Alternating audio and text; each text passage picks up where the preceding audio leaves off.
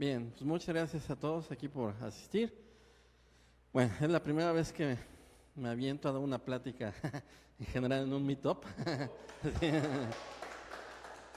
Pero bueno, no, eh, realmente fue una experiencia interesante. Ahorita les voy a platicar al final. Dije, pues ya de una vez voy a aventarme a hacer el ejemplo que tenía muchas ganas de hacer. Después me arrepentí, no dormí mucho. No, pero estuvo muy bien y realmente ahorita van a ver que quizás hay mucho código y ayuda a muchas cosas, ¿no? Bien, lo que voy a hacer para estructurar esta presentación son dos cosas. Presentar la idea de lo que es una API Web, porque quizás se ha oído mucho, se está oyendo mucho API Web y API Gateway en lo que es ahorita las tendencias. De hecho, pues casi todo el mundo lo usa sin querer hoy en día, cuando pide un Uber o cuando está hablando con algo de comida, cualquier servicio, Amazon, ya están usando APIs, ¿no? Aquí el punto, pues es que yo tenía mucha curiosidad es cómo hacer algo, ¿no? Y no lo había hecho desde hace un rato un API, básicamente donde me quedé había sido en Java y en Ruby, y básicamente estoy hablando de algunos años, ¿no? Entonces por eso retomé un poquito el tema de la programación. Permítame porque mi máquina tiende a bloquearse.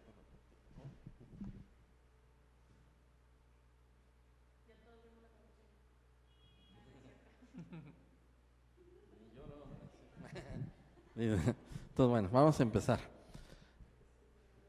Ustedes, como creo que han visto, esto digamos es lo que a veces en los libros de texto o cuando ves un curso de arquitectura normalmente, así te enseñan cómo tienes que hacer las aplicaciones, esto es previo a lo que está pasando hoy en día, porque ya este modelo ya se considera como monolítico. Antes cuando decíamos monolítico pensábamos en un mainframe, algo raro, y hoy lo monolítico es lo que se solía hacer con Java, con ASP.NET o con otras estructuras, ¿no? Entonces, vean que en esta arquitectura monolítica la que estamos muy acostumbrados a hacer es un navegador, el servidor web, como típicamente como un servidor para entregar contenido estático o proxy, un archivo que aquí está muy llavero el asunto, que es un WAR, y dentro de ese WAR que es código Java se mete todo lo que son los servicios.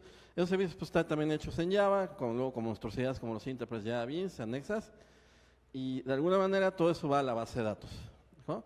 Se llama un modelo de múltiples capas al final del día, pero ¿cuál es el detalle de todo esto? Es que cuando este módulo lo queremos modificar, tenemos que volver a compilar todo, hacer todo un despliegue y aparte implica muchas veces tecnología que para hoy en día las tendencias, por ejemplo un WebLogic, un WebSphere, son pesadas, ¿no? Como tal. Digo, mucho lo que está tratando de hacer, y ustedes lo van a ver poco a poco, es que se está tratando de aligerar mucho el uso del procesamiento. Antes teníamos que tener máquinas con gigabytes, etcétera, y casi siempre la teoría que hubo desde hace 20 años, los que estuvimos muchas veces los culpables de hacer todas estas arquitecturas, es que básicamente decías, no, pues el hardware no es problema, tenemos mucho, etcétera, ¿no? Y hoy en día, curiosamente, que podemos virtualizar y el hardware ya no es un problema, de hecho, podemos hacer uso de él sin ningún problema, lo que se está buscando es optimizar. Inclusive lo que está pasando hoy en día que hay máquinas ya en las nubes, por ejemplo, donde te dan otra vez un CPU y una instancia, por ejemplo, con medio gigabyte, o sea, 512 megas en RAM, ¿no? Y con eso pues, lo que corres es un servicio que es bastante optimizado. Entonces la tendencia es ya empezar a dividir el cómputo de manera horizontal. Todo esto confía mucho en un cómputo de manera vertical, es decir, tener mucho CPU, mucho procesador y muchos discos. O sea, el típico mátalo a máquinas, ¿no? Pero no es un estilo que convenga hoy mucho porque realmente está teniendo toda que sí ya se empieza a contabilizar muy bien el uso del cómputo. Y de alguna manera, esto lo que va a provocar es que tenemos que buscar como diseñadores y codificadores el tener pequeños módulos y tener aplicaciones que estén divididas en pequeños módulos. Hoy en día, de hecho, y es a lo que voy, entonces, ¿qué quiere decir esto? Que tenemos que hacer un enfoque muy distinto. Si la anterior lámina, se dan cuenta, está dividido en módulos funcionales, por ejemplo, la interfaz de usuario, un servicio para llevar como que la contabilidad, inventario y llevar todas las órdenes de compra, o en pocas palabras, la entrega. ¿Qué es lo que pasa con una arquitectura distribuida con servicios? Principalmente un servicio, ¿qué es? Un servicio es una unidad lógica que tiene código, que sabe hablar con una base de datos típicamente, sabe hacer operaciones, sabe tomar decisiones, suma, resta, multiplica, hace muchos if. nunca tiene una interfaz gráfica del servicio, solamente le hacemos una pregunta y nos da una respuesta. Y básicamente todos esos servicios los exponemos normalmente con algo que se llama REST.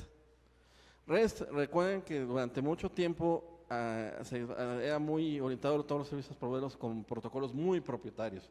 A mí todavía me tocó, ya soy viejo, hablar de Corva o DICOM, entonces yo aquí igual para ustedes hablar de eso ya de repente raro, ¿no? Pero teníamos que hablar con eso tal cual, hasta que vino la magia donde el protocolo HTTP se empezó a utilizar bastante y es la base de todo, y sobre HTTP pues enviamos y recibimos mensajes. Y muchos de los estilos que se llaman pues es REST, que es tener, de alguna manera, concebir todo lo que tenemos vía web como un recurso. Un recurso que puedo leerlo, crearlo, actualizarlo y borrarlo.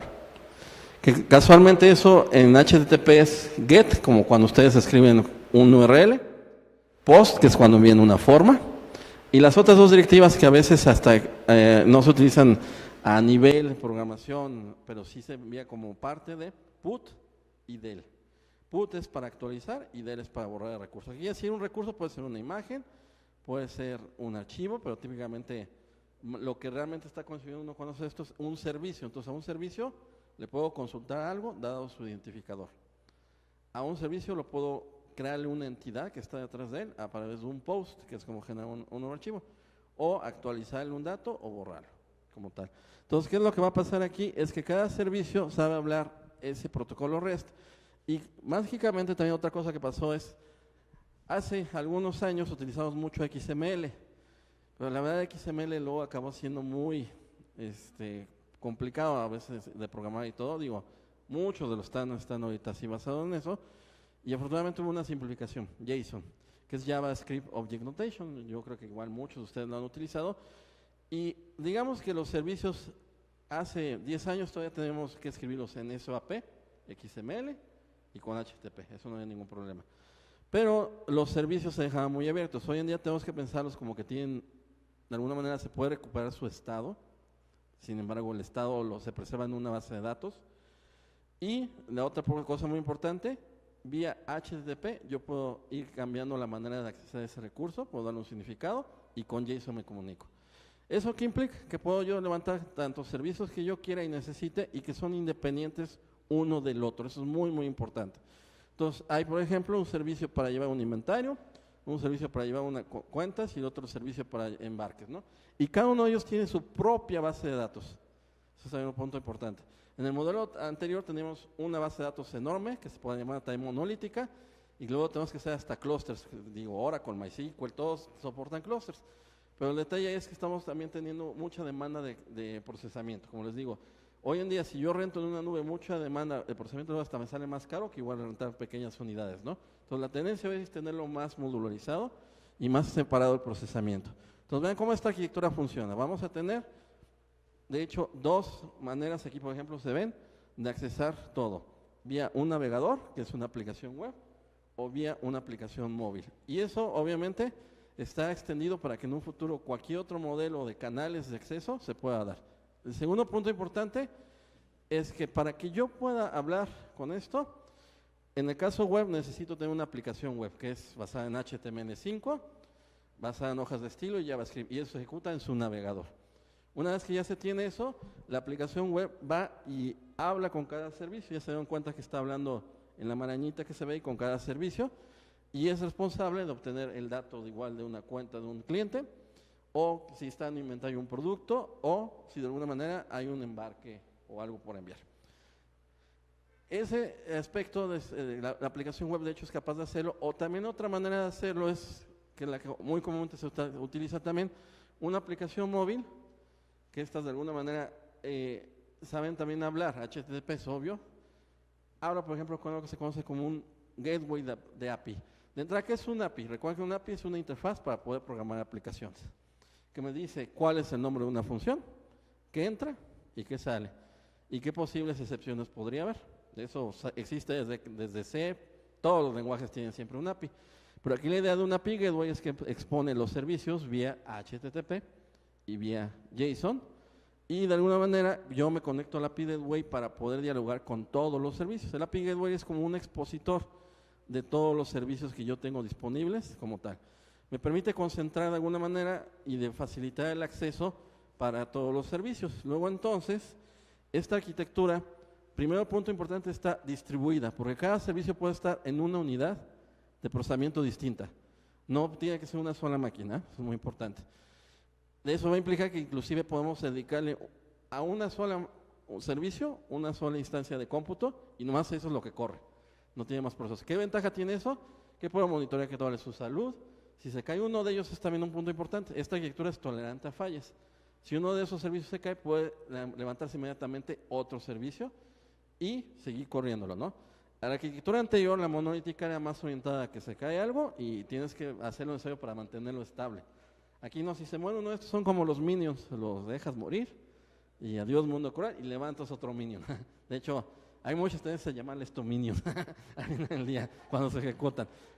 Pero en modo ya más disciplinado, estos se llaman los contenedores. Y no quiero meter todo el rollito de lo que es Docker, etcétera, que son mucho lo que se hace. Pero al final cada servicio se está ejecutando en una unidad de cómputo. Puede tener muchas réplicas. Y el otro punto importante es que tiene su propia base de datos, también con su propia instancia. Entonces, al ser una aplicación distribuida, el API Gateway lo que nos va a permitir mucho es a tener un punto de contacto que también puede estar replicado y sobre el cual yo puedo hablar. El otro punto importante es sobre la idea de un API. Si yo le tuviera que explicar a alguien que no es técnico qué es un API, es muy fácil. Expon todo lo que hace tu negocio de manera automatizada. ¿Y cómo cuesta hoy en día todavía su problema, ¿no? Por ejemplo, yo quiero de repente contratar de un hotel algo muy específico y de una aerolínea. Está muy cuadrado todavía los sistemas y para hacer eso te tienen 2 horas ahí colgados. Y esa experiencia ya la viví, ¿no? Entonces, si fuera más cómodo todo esto, un hotel o una agencia, etcétera, podría exponer un API Gateway de tal hotel y quiero que se reserve de tal manera con tales especificaciones. El avión con tales partes. Una agencia de turística que te da el servicio para ir a un tour, tal cual, ¿no? Entonces, todo eso son API Gateway. La tendencia es que hoy en día cualquier negocio exponga un API Gateway. ¿Estamos bien? Inclusive yo creo que en un futuro ustedes van a exponerse como API Gateway. De hecho, la idea es que el Internet of Things va por ahí, que nosotros mismos podamos decir, yo sé Java, bueno, ya me quemé, yo sé Rust, por ejemplo, etcétera, ¿no? Y así ya pueden ustedes ser consumidos. Yo ya futuré mucho, pero tal cual, ¿no? Bien. Entonces, ya que espero que me hayan entendido mucho esta idea, recuerden, el modelo de múltiples capas es interfaz de usuario, la parte del negocio y la capa de datos de acceso. Es el 1, 2, 3 de cualquier arquitectura. Pero quiero decirles, y voy a insistir, esto hoy es día conocido como monolítico. O sea, ese es un gran detalle. Entonces, ¿cuál es la que nos está pidiendo ahora este nuevo modelo que estamos hablando, distribuido? Bien, primero, tenemos que considerar que vamos a tener distintas interfaces de usuario. Eso vamos a llamar, que de repente se llama como multicanalidad, o algunos dicen omnicanalidad. Quiere decir que, de hecho, yo prefiero multicanalidad porque quiere decir que por varios canales, web, móvil, su televisión, su celular, su smartwatch, pueden entrar, ¿no? Y de esa interfaz de usuario, entonces ustedes ya pueden ir hacia servicios. Aquí hay un punto muy importante, ya se notó, la autorización, ¿eh? Eso también es un tema muy interesante que últimamente, si lo han notado ustedes, para mucha de su identidad la propagan, si están en Facebook, la propagan a muchos lados, o en Twitter, etcétera, ¿no? O hay servicios que les dañan la identidad, entonces es otro punto muy importante, tal cual, ¿no? La interfaz de usuario está ya muy abierta. Eso quiere decir que ya me da muchas variantes al futuro. Por eso les digo que lo que venga, realidad virtual, realidad aumentada, lo que sea, podría hablar con nuestro, ahora sí ya me hablan del cielo, gracias. Podría hablar con este tipo de cosas, ¿bien? Bueno.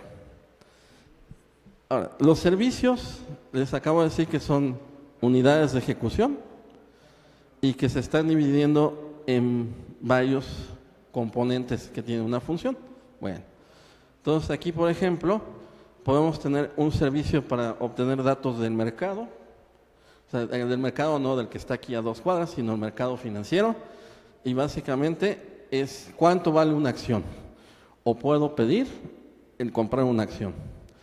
Eso típicamente alguien expone un API también. Luego alguien que también pone sus posturas, o alguien que está auditando, etcétera.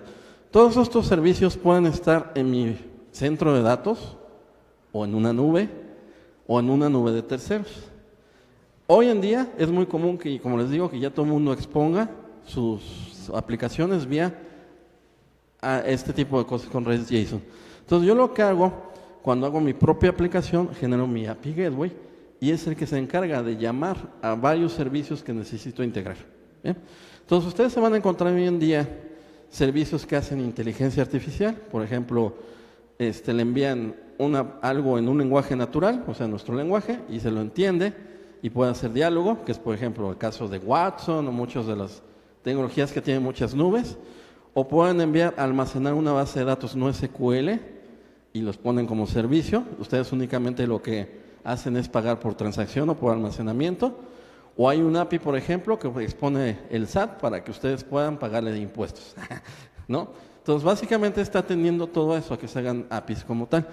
Entonces, el API Gateway va a ser es un componente fundamental donde ustedes ponen lo necesario para ir dialogando con otros APIs y van ocultando la complejidad de ese diálogo para que su aplicación sea más orientada a la parte visual y también a lo que necesita hacer, que es la lógica de su negocio como tal. Bien, entonces, la otra parte muy importante es que el API Gateway, entonces, es alguien utilizado para exponer servicios y básicamente es un cliente quien lo consume. Hay una discusión eterna si SOA, que es la arquitectura que se tenía hace algunos años, viene a ser suplantada por microservicios, que es realmente el concepto. Bueno, realmente lo que está pasando es que SOA no está desapareciendo, solamente el estilo de cómo hacer arquitectura está cambiando. Antes se tenía que tener un service bus para esto, ahorita el API Gateway es un componente mucho más liviano y que tiene ciertas funcionalidades para poder hacer ese diálogo con los servicios. Básicamente, esa es la parte interesante. Quiere decir que un API Gateway tiene que tener varias características muy importantes. Manejo del protocolo HTTP a bajo nivel, desempeño, manejo de la seguridad, que se pueda replicar y que sea ligero. Y fue donde dije, y pues, ¿qué lenguaje nos podría ayudar para hacer algo así? Rust. Sí, Pamba se hubiera dicho el que empieza con J, ¿no? ¿verdad? O con N también, ¿verdad? Entonces, bueno, me voy a soltar ya todo ese rollo. Ahorita vuelvo quizás al backend from frontend. Y nos va a poner, este ejemplo quedó sencillo, pero esta es mi abstracción y que igual voy a tratar poco a poquito de hacerlo mejor. Ustedes, bueno, yo soy un poquito también medio friki, o sea, no solamente me dedico a sistemas, sino lo que es común a los sistemas, coleccionar Star Wars, Señor de los Anillos, cómics y todo eso, ¿no? Que son los addendums que siempre traemos los de sistemas, ¿va? Entonces, la Friki Plaza que está aquí en el centro, casi todas de ellas, vamos a poner que me piden que les haga una aplicación para que cualquier friki que vaya a las Friki Plazas ponga su nombre y un comentario diciendo, oye, pues ya vi el monito tal del episodio 8 que mañana sale a 150 pesos en este local. Y acá el ratero lo quiere cobrar a 1,000 pesos, ¿no? Entonces ahí puedes dar comentarios sobre los locales. Digo, tipo un Twitter o algo así. De hecho, me van a decir, pues jodas, lo estoy en Twitter, pero es pura diversión, ¿va? Y este servicio, básicamente lo que voy a hacer, yo le voy a decir a los frikis, oye, pues ya realmente inclusive yo no te voy a implantar la base de datos. Tengo ahí una base de datos en Amazon, donde voy almacenando en una base de datos no SQL el mensaje y el usuario y lo que escribió, y ya. Entonces, aquí lo que estoy haciendo, estoy simulando el primer punto importante. Hay un servicio de un tercero que quiero consumir para almacenar los datos. Ya no me dio tanto tiempo, pero quería enriquecerlo. De repente hasta me estaba dando la locura, quería meter otro catálogo de piezas de Star Wars y todo, pero ya no me dio mucho mi vida normal para poder hacer tanto, pero ahorita es un servicio. Pero eso se puede extender a más servicios. Entonces el API Gateway va a hablar y va a almacenar en una base de datos no SQL los mensajes. La base de datos del lado que está de Amazon está pensada, por ejemplo, para algo más general y yo la voy a utilizar para algo más particular, que son los frikis. Bien, ese es el punto importante. Y el API Gateway es el que se va a encargar de hacer esa invocación, tanto a los servicios como tal. Y la versión .1 únicamente es almacenar los mensajes en la base de datos y vía una aplicación web, consumir y mostrar. ¿Bien? Bueno, entonces, eso es tal cual.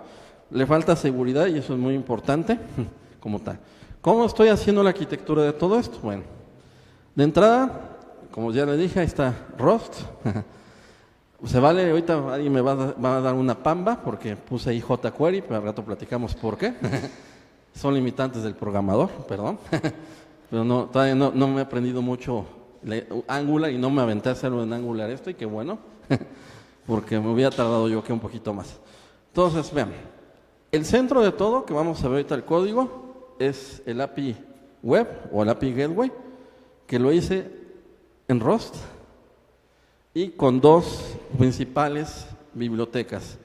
Iron, que es un cráter que es para hacer un servidor web, implementa HTTP, y Rustless está montado sobre Iron, y sobre él yo lo que hice pues ya fue generar el API como tal. No lo hice en Rocket, no porque no me gustara, de hecho también me movió mucho el tapete, pero como también vi que iba a haber una plática para mí, dije, bueno, vamos a hacerle un poquito de variación, ¿no? Pero también se vale hacer esto con Rocket, no, cualquiera de las cosas funciona. Entonces, el centro de todo es que se dan cuenta, el API Web va a hablar con otro API Gateway, la cadenita que siempre va a pasar. Ahorita les voy a enseñar muy rápido cómo no les voy a dar todo el ejemplo en Amazon, pero lo corrí. Y con ese estoy publicando básicamente los servicios, o a esto sí le podemos llamar los pequeños servicios, que tanto lee de una tabla que se llama guestbook o escribe una tabla guestbook, vía JSON todo. ¿Y cuál va a ser mi base de datos? Una que tiene Amazon, que se llama DynamoDB. Como ustedes saben, hay muchos sabores, pero ahorita tomé la normalita, ¿no? Bien. ¿Por qué me fui por Amazon? Pues ahorita un poquito por la rapidez también de que dije, ahorita lo saco más rápido esto que ponerme a intentar otras cosas. Pero les digo, este es como un ejemplo de que ya está hecho, ¿no? Y el navegador es donde va a tener la interfaz de usuario. Si recuerdan, había puesto esa arquitectura, ¿no? Entonces, ¿cómo lo van a hacer? Con HTML, pues allí query ahí me quedé. Antes daba clases y fue ahí donde me quedé. Pero les prometo para la otra igual hacerlo en Angular o el siguiente framework de JavaScript que esté de moda, ¿no? Tal cual. Y Bootstrap para hacer un poquito no tan a la versión de Programator, ¿no? Ponerle, no quedó tan bonito, pero por lo menos ya se ve decente. ¿Ya? Bien, entonces, ya que me entendí un poquito de la arquitectura, básicamente si lo quisieran correr, ahí está. Lo tengo en Git, entonces pueden correr con Git clone, ahí tengo mi ejemplito, ya está todo listo para hacerlo. O si no tienen Git, o todavía no lo han instalado, o les dio flojera, pues lo pueden bajar el archivo zip y ya, ¿no? Entonces ahí tengo todo el código fuente que ya está listo para probarlo, ¿no? Bien, recuerden que este código depende de que esté arriba los servicios de Amazon, luego voy a perfeccionar eso. Bien, ¿quién se acuerda para qué sirve el comando cargo? A ver, los que no son tan rustianos antiguos. ¿Alguien se acuerda que sirve cargo? ¿Qué es? Sí, para hacer las dependencias y para mandar a ejecutar, compilar, limpiar y todo lo que sea necesario, ¿no? Bien. Entonces recuerden que cuando no puse el comando como lo creé, pero tuve que haber hecho cargo, new, le llamé Rust API sencillo, espacio, menos, bin. Recuerden que el menos bin es para que les genere el main. Si no les pongo el menos bin, ¿qué pasa? ¿Qué me genera? ¿Quién se acuerda? Una biblioteca y les genera un archivo live.rs. De hecho, también generé una biblioteca para jugar un poquito más, porque ya me estaba chocando ver un código ahí medio espagueti. ¿Va? Bien, pero primero hice eso, ¿no? Entonces cargo update fue para hacer eso y cargo rom para mandar a ejecutar. Bien. Y cargo.toml, si recuerdan, es el archivo para llevar todas las dependencias. Entonces aquí ya está documentado cuáles son todas las que hice. Mis primeros momentos de esto fue de repente, hacía mucha tontería, carguemos por cierto, pero al final del día ya razoné mucho cómo utilizarlo y ahí está todo lo que se tiene que meter de dependencias. O sea, Rustless, que está ahorita en su versión .10, o sea, está todavía en algunos puntos, pero está bastante bien. Iron, que es el servidor web, y todo lo demás, algunos son pues, ya funcionalidades que tuve que meter. Cerde es para poder manejar JSON, es el que serializa y deserializa. ¿A qué se refiere serializar? Recuerden que yo tengo un vector o una estructura en memoria en formato Rust y lo pasa a formato JSON. Y eso es lo que viaja por HTTP, en formato binario, bueno, de bytes, pero viaja por HTTP y ya cuando le llega al servicio, otra vez se deserializa, que es pasarlo de bytes a JSON y luego de JSON a la estructura de datos que va a recibir el servicio. ¿Bien? Entonces, por eso es muy importante esta biblioteca. Y se dan cuenta ahí, hasta abajo puse una biblioteca que dice adaptadores o módulo. Esa yo la escribí, pues porque separé, dije, pues voy a aprender cómo hacer también módulos de una vez, ¿no? Y ahí le estoy diciendo que dentro del propio proyecto de Rust está también un subproyecto que se llama adaptadores, ¿bien? Okay. Entonces, ¿alguien conoce qué es el comando curl? C-U-R-L, ¿para qué le sirve curl? ¿Sí? ¿Qué hace curl? Es un cliente web en línea de comando, tal cual. Muy valioso, por cierto, para este tipo de cuestiones, porque con eso vas automatizando tus pruebas y todo. Muy bien. Bueno, entonces, nada más para que no nos vayamos perdiendo. Me van a perdonar el navegador, por cierto. No me pueden correr ahorita, hasta rato. Entonces, ahí está esa es la aplicación que les comentaba, ahorita vamos a leer el código. Entonces, ahorita la hice muy simple y con algunas cosas medio feas para salir rápido del problema, pero ya después lo optimizo. Entonces, entro a la aplicación, la tengo aquí en un servidor web local, eso está corriendo en mi máquina, y dice, por ejemplo, tu nombre, y le vamos a poner, Grima, entrar, tu mensaje,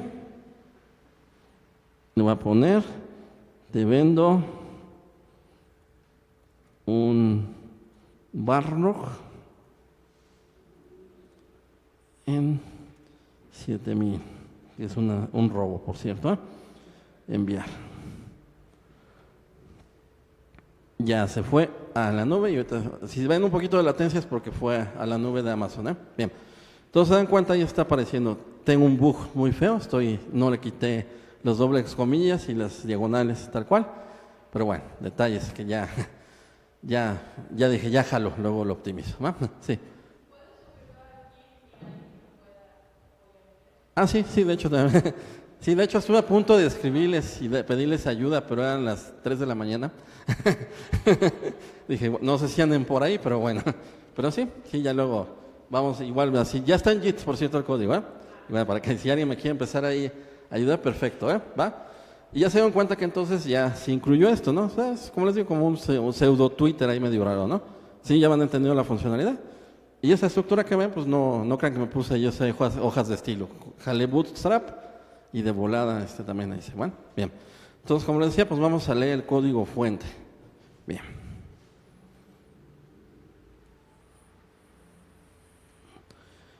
Bueno, de entrada, este es el programa principal. Recuerden que ya puse todas las dependencias en el cargo.toml y aquí está también exactamente lo mismo, todos los externos como tal. Una cosa interesante es que luego el compilador los primeros días ya lo quería asesinar, pero por tonto yo, por no saber leer. Pero ya en mis últimos momentos, horas de programar, ya el compilador realmente te da mucho valor y mucha información, ¿no?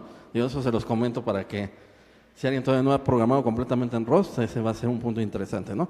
Entonces, exporto todas las dependencias. Vean que ahí también puse mi código de adaptadores, que ahorita se los enseño. Y obviamente aquí viene toda la letanía de los use que voy a hacer, ¿no? Digo, principalmente, fíjense que estoy utilizando muchas cuestiones de Iron, que es el servidor web, que fue toda una pesadilla esto. Esa fue la parte más emocionante del final del código, bueno, para mí, que ya dije, ya no pude presentar nada porque no jalaba una cosa, pero fue para manejar los headers, ahorita se los explico. Y todo lo que sigue es lo necesario. Ahorita les explico esta funcionalidad que fue la más bizarra para mí. O sea, eso no le haga mucho caso al código. Y aquí básicamente ya está. Entonces, empiezo la rutina principal. Vean que ahorita mágicamente les voy a decir, instancio una aplicación, que ese sería el API Gateway. Y ese API Gateway es el que voy a publicar vía un puerto usando HTTP. Entonces, vean que creé el objeto app. Me voy hasta abajo, ahorita no vean todo mi choro. Y después de esto, por cuestiones de que es necesario exponer el web API para que desde cualquier parte pueda ser invocado, ahorita voy a volverles a explicar eso. Entonces, la aplicación que instancié le configuró algunos parámetros de headers cuestiones de acceso, seguridad, si quieren verlo así. Y ahí instanció el puerto 4000, y quiere decir que mi API Gateway está corriendo en el puerto 4000 en localhost por ahorita. También está corriendo en mi máquina. Bien. Iron es el servidor web. Pregunta capciosa que por ahí les puse algunos. ¿Para qué sirve la función unwrap? ¿Alguien se acuerda?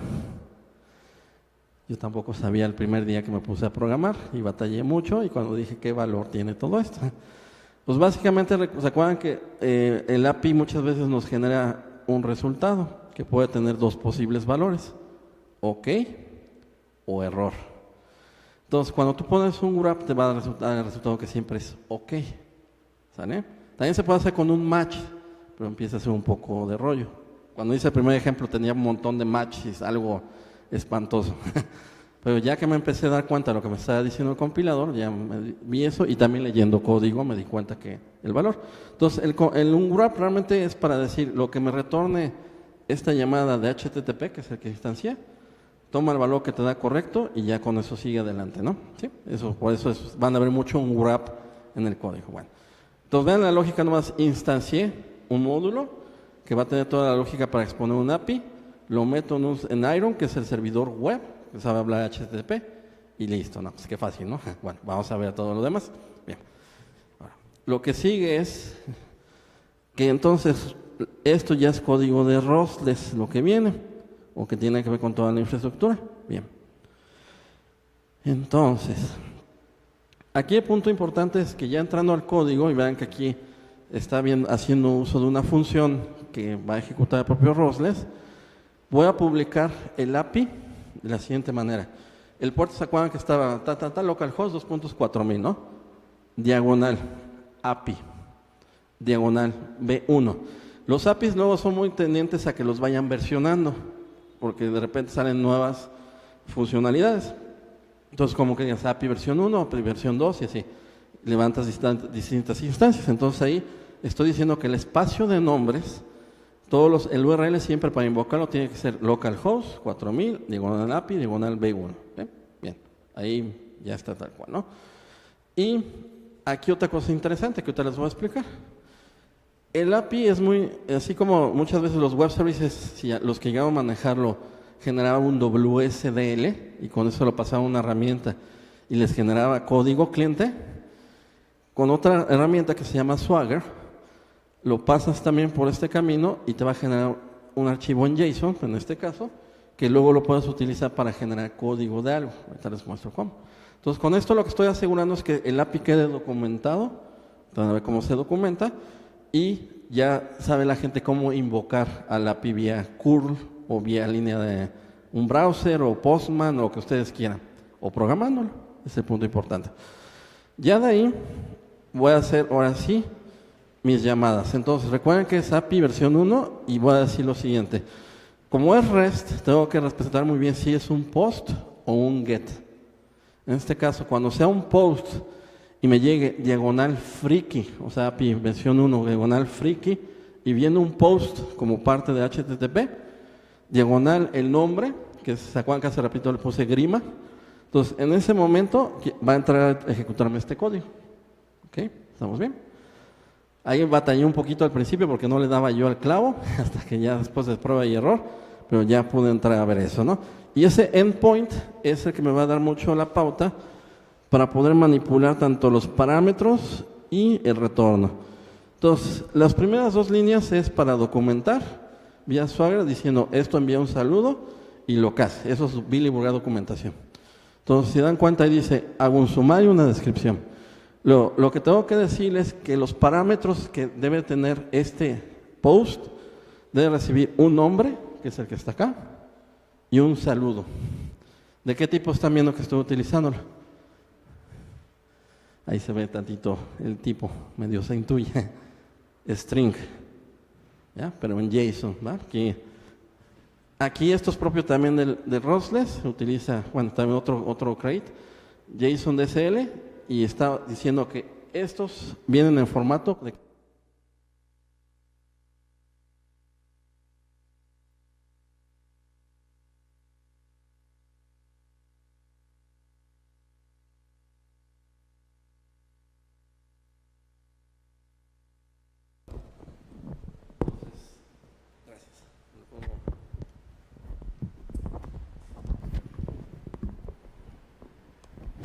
Así se oye, ¿sí va?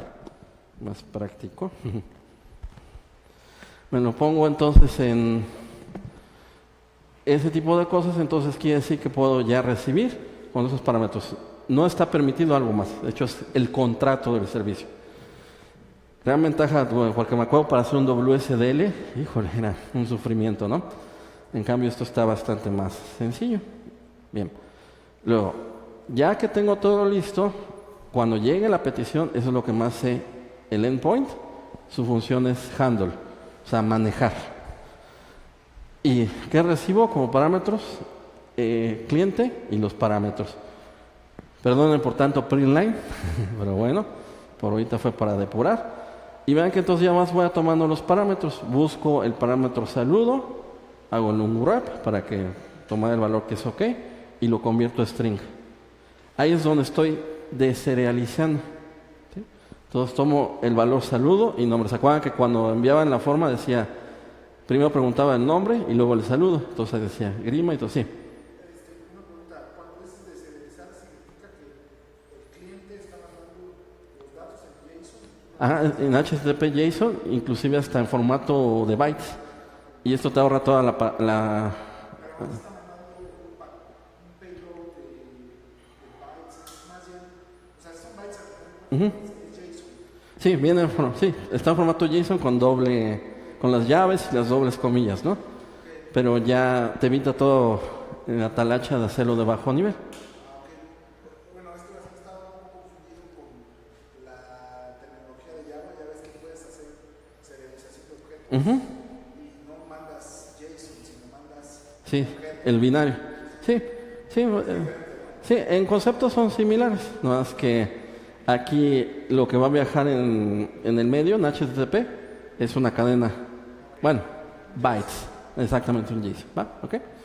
Y entonces ya con esto ya lo tienen en memoria. Digo, aquí ya siendo una cadena de caracteres ya puedo manipularla, hacer la reversa, comparar, lo que sea, ¿no? Digo, no hice tanta lógica, pero ya se puede hacer algo. Y lo que sigue, y perdonen por el código spaghetti y todavía sin constantes, la URL, ese es donde tengo publicado mi API de Amazon. Bueno, si ustedes hagan de cuenta que alguien me lo está vendiendo, y el API se llama entries. Y ese cada vez que le llamo le puedo poner la fecha, un mensaje de saludo y el usuario. ¿Okay? Entonces, el siguiente paso es, ya que tengo los datos que recibo de la aplicación web, el API Gateway los toma y se los va a pasar hacia otro servicio. Ven que el API Gateway funciona como un proxy. No sé si lo están notando, leyendo el código. Qué obvio, ¿verdad? Es así, pero bueno. Entonces, aquí lo que estoy haciendo, otra vez, esta es una estructura que ahorita les muestro cómo la definí, que se llama entry, está entre mis adaptadores. ¿Qué quiere decir? Que aquí esta estructura entry es la que está esperando el servicio remoto, bueno, de alguna manera, de lo que es la AWS, bueno, lo abstrae.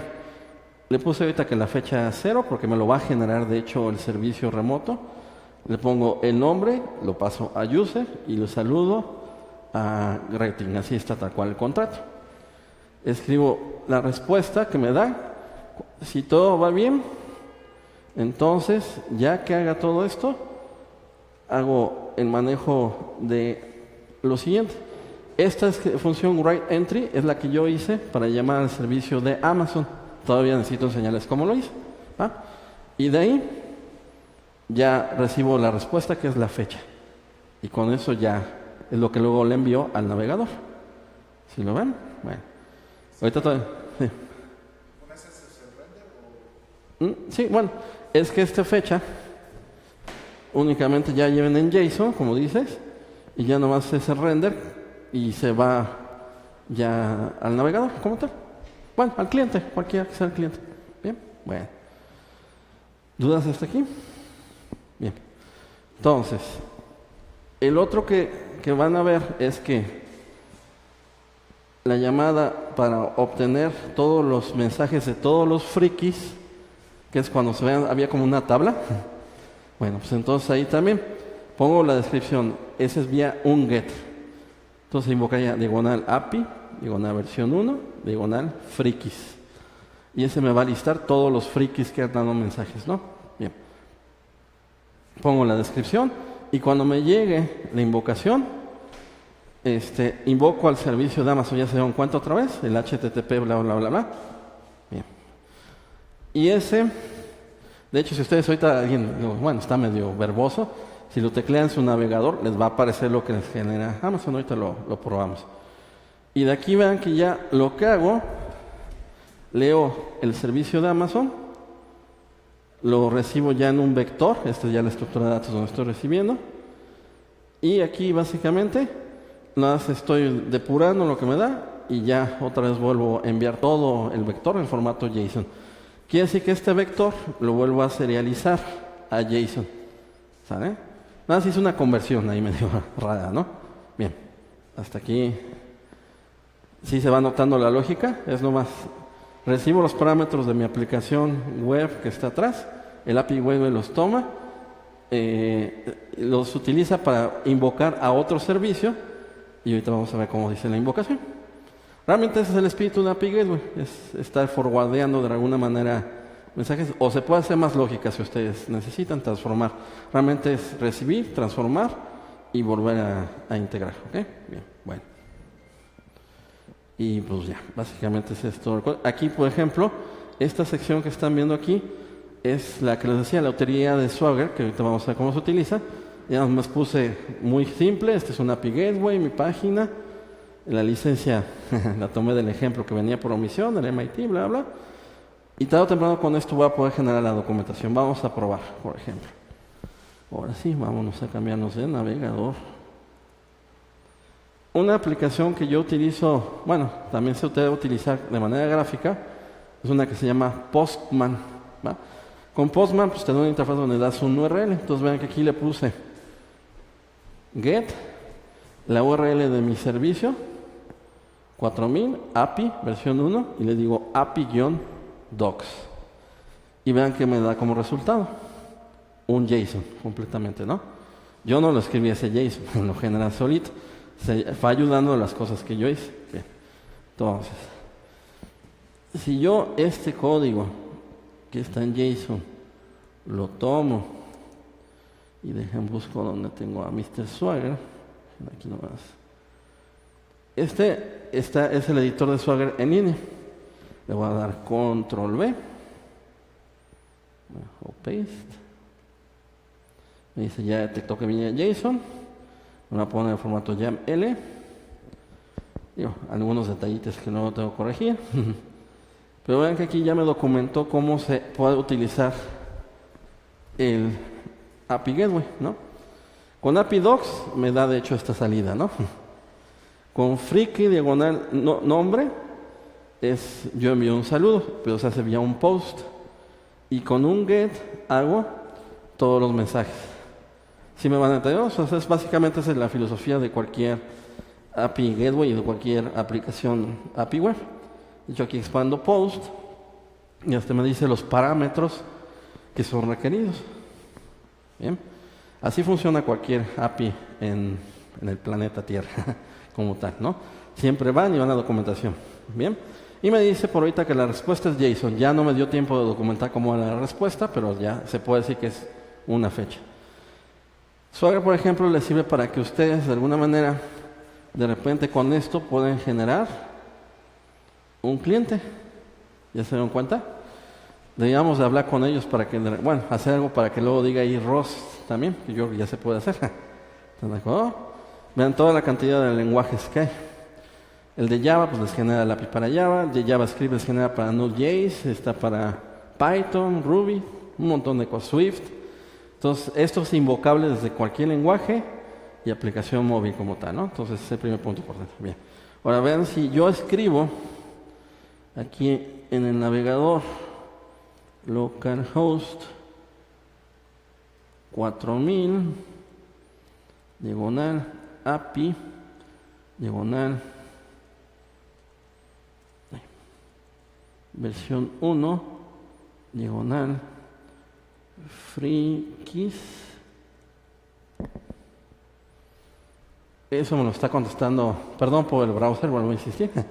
Ahí tengo Firefox, más que no. Pero ¿se acuerdan que si a los que vinieron la sesión pasada, ¿se acuerdan que también se hizo un ejemplo? de tal cual. Entonces, esto está en JSON. ¿Ok? Se llama anterior. El post, pues bueno, ahorita no lo puedo hacer con el Postman también. Y ahí ponerle el formato de la entrada. Pero sí ya van entendiendo como tal. Si por ejemplo me quiero pasar de listo y aquí quiero invocar a Friki, pues se enoja. Me dice, no te entiendo, ¿no? Aquí es un poco más violento y te dice nomás un error tal cual 404. No te dice más, ¿no? Porque invoqué mal el URL. ¿Va? Pero bueno, bien. Entonces ya entendieron cómo invoqué al API Gateway, ¿no? Bueno, ahora tuve que hacer la biblioteca para consumir el otro servicio que está por detrás. Recuerden que en nuestra arquitectura, volviendo un poquito atrás, así quedó, ¿no? Entonces, ahora tenemos que, ahorita les mostré este cacho de código, ¿va? Ahora les tengo que explicar cómo hice para consumir este como tal. Bien, hay muchos clientes para consumir HTTP. Algunos de repente no les entendí por burro y de repente, no sé por qué razón, pero acabé utilizando un módulo que se llama curl, que es el equivalente en Rust para poder hacer algo parecido a curl. Dije, pues está muy simple, ¿no? Y todo me vino a la mente porque dije, pues igual, ¿qué por qué iba a hacer, no? Y llamar al comando curl desde Rust, pero dije, no, esos pecados no se deben de hacer. Entonces, de alguna manera, este módulo curl, lo que hice, generé una biblioteca que está aquí. Entonces, ¿se acuerdan que había corrido en algún momento de mi vida cargo new y rest simple o algo así? Y dentro de ese directorio, pues sí generé todo el main. Y dentro de ese directorio hice cargo new y puse adaptadores. Y ese me generó un subdirectorio que me generó live.rs en src. ¿Okay? Adaptadores como tal. Entonces, ahí está mi código. Entonces, otra vez vemos los crates. Y aquí es curl, ¿ya se dan cuenta? Y esto ya es el que me permite para serializar y deserializar. Muy bien. Luego de aquí, este easy me sirve para simplificar, como lo dice su nombre, las invocaciones del curl. Y de aquí puse la estructura entry. Este está reflejando lo que le tengo que enviar al servicio que publiqué en Amazon. Bien. Entonces, él quiere que le dé un string y un saludo. Y en un futuro me va a regresar una fecha. Bien. Entonces, para poder leer yo de ese servicio, lo primero que estoy haciendo, voy a tener que generar un buffer. Aquí está un poquito de bajo nivel. En ese buffer voy a estar almacenando en formato de bytes lo que me va a regresar Amazon. Pero ahí lo dejo declarado como un vector. Luego de aquí, llamo a easy. Recuerden, como es mut, porque va en un futuro a ser cambiado, ¿va? De aquí, entonces llamo al URL, que ese es el servicio, pero no lo llamo, realmente aquí configuro. Pongo un verbose para poder estar depurando. Y ya el hacer la transferencia y todo, que lo va a hacer aquí en el perform, le digo, cuando haga la llamada hacia el servicio de Amazon, cuando reciba aquí pongo una función, una retrollamada, si quieren hacer una llamada, mejor dicho, donde el dato, básicamente, lo estoy tomando y lo estoy acumulando en el vector como tal. Si vean, data es este que está aquí.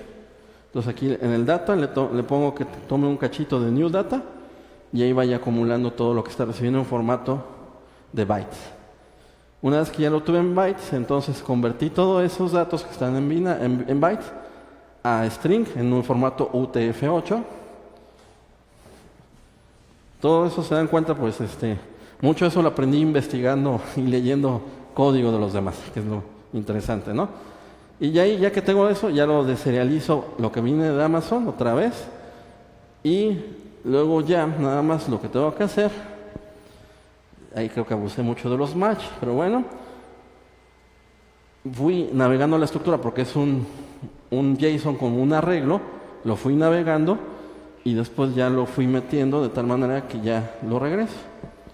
Un pecado que tuve aquí es que creo que me directo todo, pero bueno. Y así voy, ¿va? Bien, hice un ciclo Ya. Entonces vean que en esta función lo único que hice fue llama al servicio de Amazon y del servicio de Amazon consume algo y luego se lo regresas a la API Gateway. Así es como está funcionando, ¿no?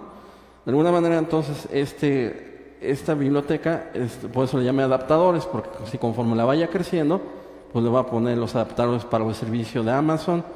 Quería usar Watson, pero ya no me dio tiempo, y así quería ponerle varias chuladas, pero bueno, tiempo apremia de repente.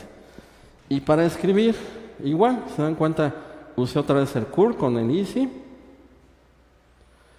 Lo que me llega de la entrada, que se acuerdan que trae el saludo y todo eso, lo serializo para ponerlo en JSON. Y aquí ya nada más le voy a poner lo que es JSON, envío los headers, hago un post, se dan cuenta que estoy haciendo un post. ¿Por qué? Porque con el servicio que remoto está haciendo, le pongo los datos del post y ya después de eso leo lo que me retorna el servicio y vuelvo a escribir. Digo, ahorita les expliqué muy rápido, ¿no? Pero lo que quiero que vean es que en la lógica va llevando toda esa secuencia, ¿no? ¿Okay? Digo, quizás ahorita estoy obviando mucho toda la talacha. He escrito todo eso, pero bueno, es parte del aprendizaje, ¿no? Bien. ¿Alguna duda en general sobre ahorita cómo hice la interacción con el servicio remoto? Bueno, entonces, ¿cómo funciona el servicio remoto? De entrada, esto que están viendo aquí es la base de datos de Amazon. Doy un refresh y vean que ahí, por ejemplo, ya se ve Friki 1, Friki 02 y Grima, ¿no? Como tal. Entonces, la base de datos que tiene Amazon se llama DynamoDB. ¿Ya lo vieron? Es una base de datos como servicio. Y la llave primaria o la llave de búsqueda o el hash es la fecha. Una fecha que yo generé vía la llamada del sistema, new date, ahí o date new, perdón, en Rust. Y ya después voy guardando el JSON como tal. Entonces es una base de datos documental en JSON. ¿Sí me entendieron eso? De hecho aquí yo puedo meter hasta nuevos campos y todo, pero por ejemplo aquí yo le puedo decir fecha, pero no lo voy a hacer porque ya no hace muy largo. Pero vean, esto sí, ¿dónde está mi aplicación? Aquí está, ¿no? Por ejemplo aquí le voy a poner Chewy, ¿no? Mañana nos vemos en Walmart Toreo, ¿no? Ya para los que somos frikis, mañana salen todas las colecciones del episodio 8. Adiós quincena. Bien, ya vieron que aquí está el Chiwi, ¿no? El Chewbacca chiquito. Pero si vemos también la base de datos de Dynamo, le doy a actualizar, ya está en la nube. ¿Sí? Bueno, Dynamo también sabe hablar JSON, pero un JSON un poquito más elaborado. Y a un rollo. Entonces, de hecho hay un módulo en Rust que ya está hecho para hablar con Dynamo, ¿eh? Igual la siguiente versión es lo que va a tener que hacer, cambiarlo para que ya no pasemos por el servicio de serverless, pero ahorita les voy a explicar cómo hice otro API. Bien, bueno, ¿cómo tengo en Amazon el API que estoy consumiendo? Bueno, Amazon tiene una cosa que se llama Lambda. Y Lambda tú puedes escribir funciones. Y esas funciones ahorita se escriben con Node, con Java. Sería bueno proponer que también con Rust, ¿no? Como tal. Y aquí tengo dos funciones. Una para obtener datos de la base de datos y otra para hacer un post a la base de datos, que es consulta y lectura. También puedo haber hecho un update y todo, pero tal cual, ¿no? ¿Y dónde se ve la función? Por ejemplo, para leer, aquí tengo un flujo que tengo la solicitud, con quién se integra, después la respuesta y el resultado. Aquí en Integration Request me dice que está la función readGuestBook, la cual vamos a buscar en el servicio de Lambda.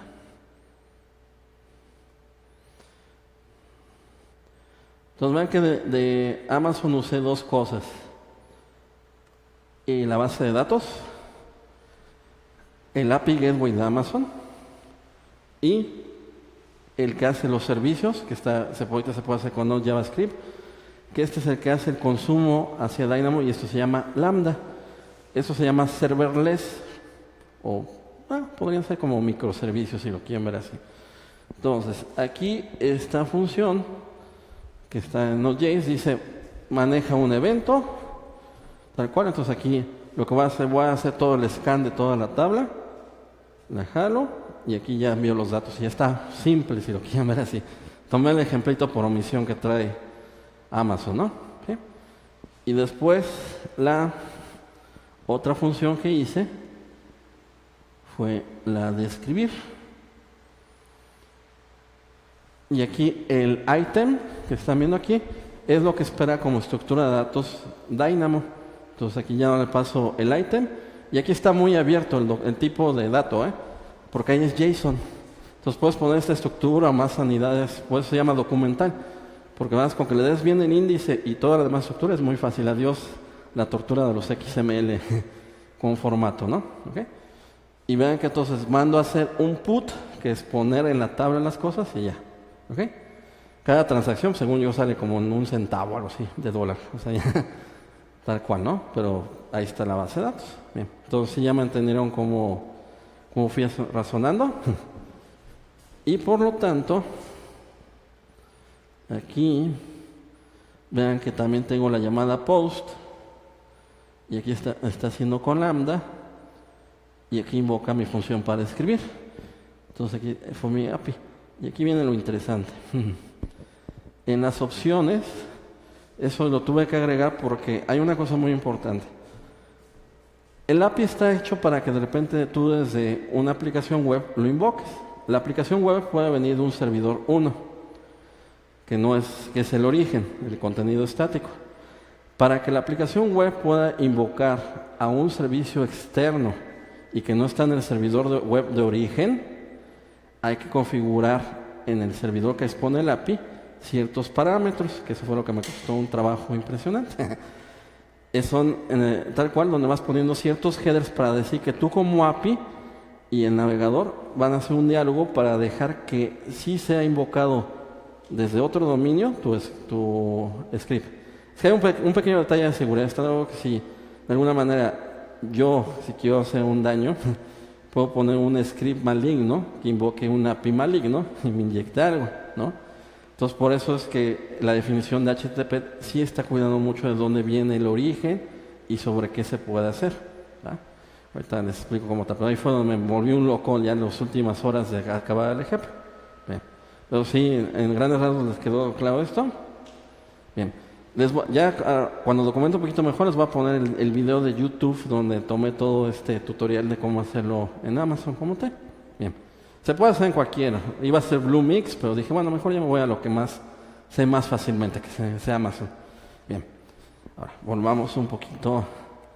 Se dan cuenta de nuestro código. Entonces, el código realmente, se dan cuenta, consumió ese servicio. Entonces, aquí en mi bitácora, bueno, qué feo, ¿verdad?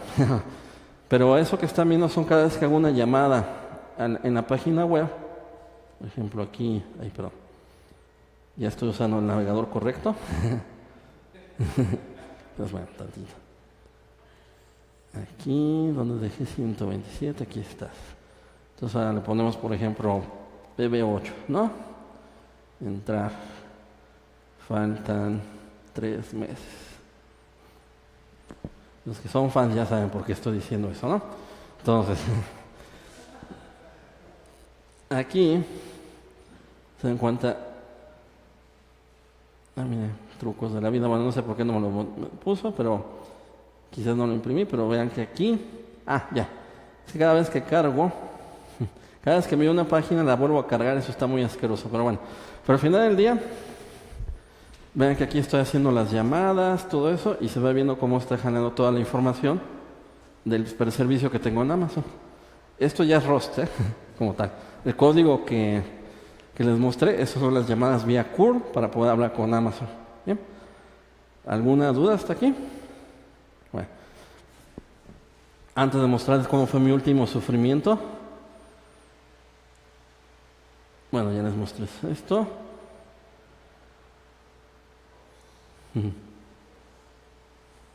Bien. Por eso está el Homero así, porque yo ya no daba ni una. Cuando hice el cliente web, sí me jaló muy bien la llamada a la lista, pero cuando traté de hacer un post, dije, ¿por qué no jala? jQuery no sirve, muchas teorías así a esa hora de la madrugada. Hasta que me di cuenta, ya googleando y todo, que tenía que haber considerado algo muy importante, que lo decía. Típicamente una aplicación web, por ejemplo, viene de un dominio A. Entonces todo el contenido se vacía, por ejemplo, hacia un navegador y todo va perfecto. Pero ¿qué pasa si de repente quiero tomar de otro dominio un recurso, lo que sea? Bueno, entonces aquí lo que debe de pasar es que si no está declarado de esta manera, puede ser que si no está preparado para que una aplicación que viene de un dominio quiera invocar otro recurso de otro dominio, entonces no lo va a poder obtener. Entonces lo que tienes que hacer es leer lo que se llama cómo compartir recursos de manera cruzada. Es decir, a partir del origen, que es del dominio donde tomo la aplicación web, tengo que llamar a otra aplicación o otro recurso que está en otro dominio. ¿Okay? Bien, entonces el API Gateway lo que hay que hacer es ponerle eso viene desde el servidor, no del cliente.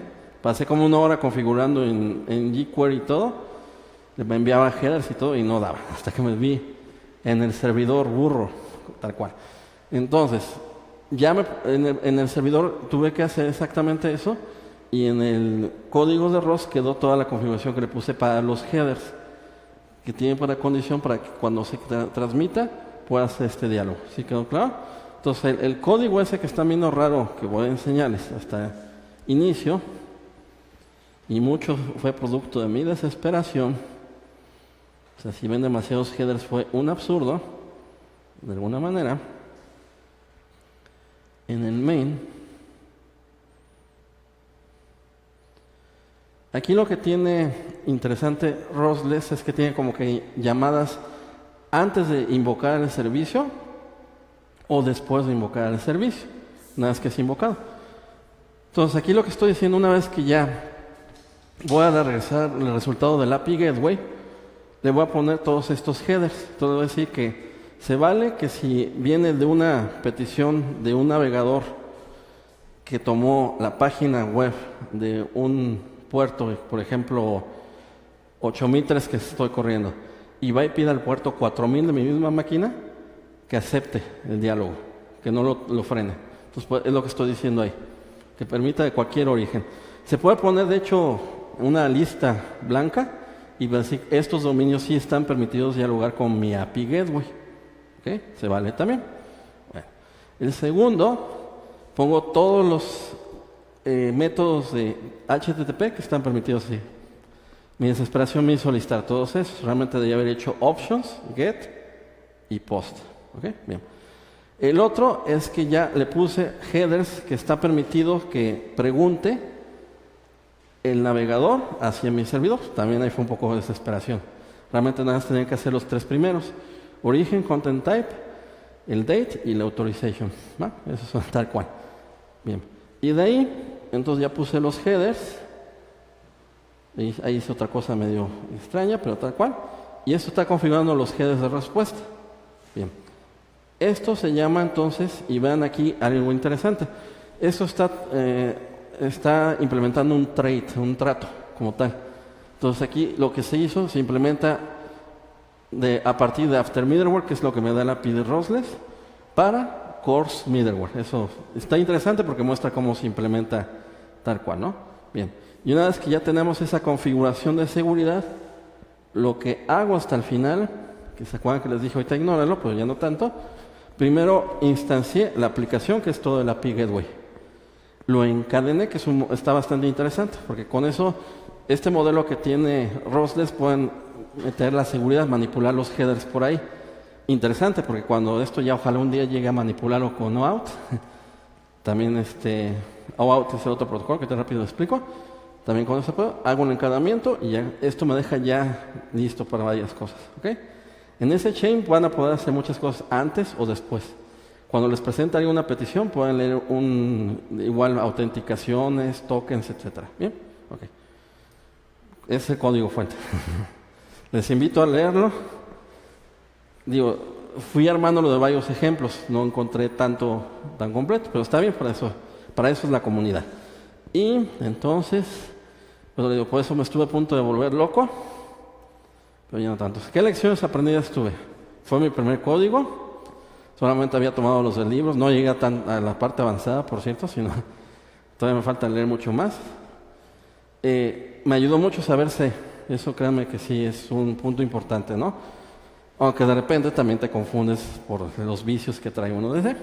Y saber Ruby, Python y otros lenguajes también me ayudó bastante, ¿no? Digo, más lo que vimos en el Rose Day hace dos meses, ¿no? La función unwrap, pues la aprendí mucho, tal cual.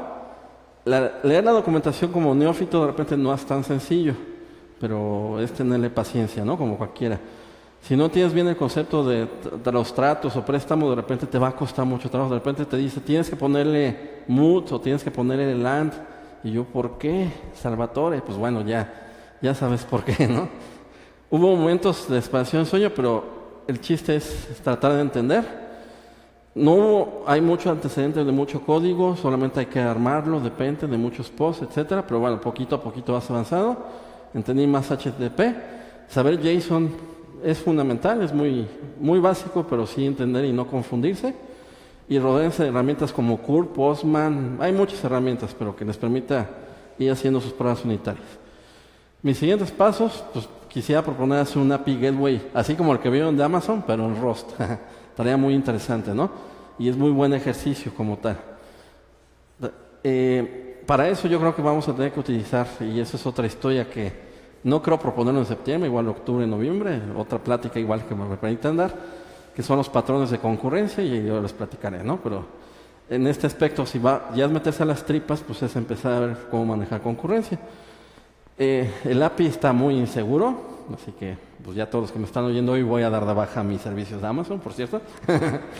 Y pero ya me voy a meter la autenticación, etcétera, con OAuth. Ahorita que no dependa de AWS, porque lo tuve que hacer de volada, pero igual que se pueda levantar todo local. Y sería interesante también hacer esto con Docker, para que de alguna manera ya dejar listo para que no solamente compile, sino que lo puedan ya desde cero, ¿no? Instanciar su instancia de Docker, instalar ROS, bla, bla, bla, y ya, ¿no? Para que se vea bastante interesante. Y pues bueno, es todo el rollo. Espero no haberlos aburrido mucho, como tal. Bien, gracias. ¿Preguntas? Sí, sí. En la arquitectura, cuando empezaste a armar este concepto de los servicios distribuidos, el API Gateway y todo eso, ¿qué fue lo que te convenció para utilizar ROS? Para decir, lo voy a necesitar para justamente esta parte. Sí, esta parte, ¿no? Lo que me impulsó. Me llamó mucho la atención la libertad que te da de manejar el bajo nivel. O sea, la parte de HTTP y todo. Lo último que vimos, estaba leyendo la documentación de otros lenguajes y está también un poco más complicado. Entonces eso fue una de las cosas que me motivó mucho, el que podías hacer ese manejo de muy bajo nivel de lo que se puede hacer, la extensibilidad y todo eso, ¿no? Y bueno, que ya no pude probar un poco, dije, a ver si puedo hacer pruebas de desempeño, ya no me dio tiempo con Gmeter, pero me hubiera gustado ver cómo se veía con esto, ¿no? Como tal. Es que, digo, yo que pequé de ser llavero en algún momento, cuando te metes en Java, por ejemplo, hacer cosas ya de nivel muy bajo en HTTP es toda una pesadilla. En cambio, con ROS sí va empezando a fluir natural, ¿no? Alguna vez yo di programación de sistemas cuando daba clases y pues en C. Y pues también era todo un rollo. Les ponías a hacer servidores web a los muchachos con sockets.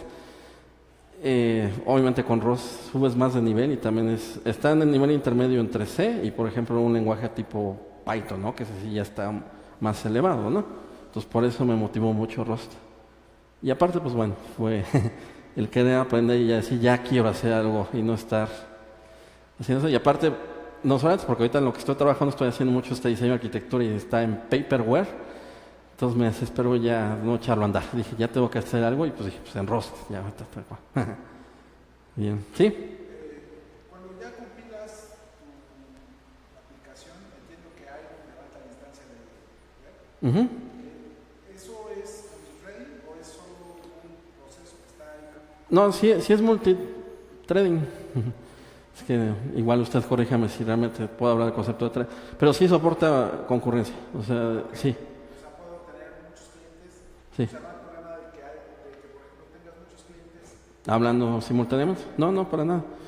De hecho, iba a hacer el ejemplo primero así, solito. Luego le iba a poner SQLite y luego ya iba a evolucionarlo a Dynamo. Me puse a programar tantito de SQLite, pero me empecé a dar cuenta que tenía que implementar un pool de conexiones. Y-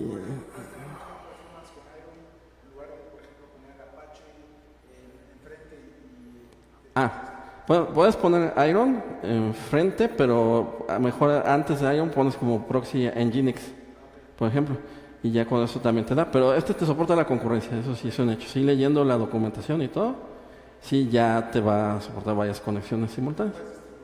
Y lo puedes distribuir. De hecho, ya no me dio tiempo, pero si lo hubiera aventado ya en Amazon y ya no corrió en localhost, sino ya en Amazon, hubiera podido pedir, no, pues dame 5 copias del servicio y con un load balancer que tiene Amazon, ahí hacerlo. Digo, ahorita estoy muy amazonizado, si ya se dan cuenta, pero se puede hacer, por ejemplo, con Kubernetes y con Docker, también puede jalar muy bien, el ejemplito. Pues cualquier cosa. Digo, todavía tengo que rascarle más. ¿Más preguntitas?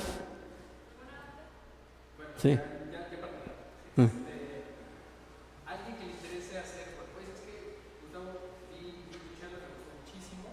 ¿Qué me recomiendas? O sea, ¿por dónde empiezo? O sea, ¿qué recomendarías Para empezar, por ejemplo, a hacer el API Gateway y todo. Bueno, yo a nivel de lo que tengas que codificar, sí estudiar muy bien HTTP, todo eso. Y yo creo que si ahorita la comunidad que sí hemos empezado una API Gateway, pues yo creo que igual de este ejemplo, empezar a derivarlo un poquito más y sacar las funcionalidades y todo. Y pues yo creo que es empezar a contribuir, como cualquier dominio público, a mejorar tal cual las cosas, ¿no? Sí, pues, yo creo que Rust es bastante noble ahorita, o sea, viéndolo y todo, en mucho en la manera de programarlo. Entonces, sí creo que puede haber una posibilidad para que podamos hacer una API Gateway en Rust como tal. Y digo, también no usé Rocket, pero yo creo que sería también interesante igual explorar cómo poderlo hacerlo también en Rocket. Yo creo que también tiene bastantes facilidades. ¿Va? ¿Ya? Pues gracias. Listo. Sí. Gracias. Muchas gracias.